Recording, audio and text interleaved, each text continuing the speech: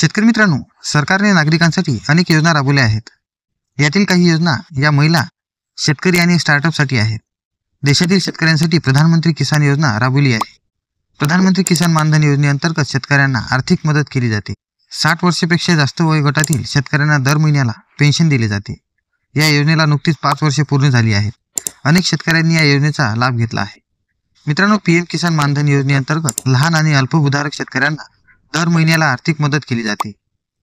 वयाची 60 वर्षे पूर्ण झाल्यानंतर त्यांना दर महिन्याला 3,000 रुपये निवृत्ती वेतन दिले जाते. म्हणजेच वर्षाला 36,000 रुपये शेतकऱ्यांना दिले जातात.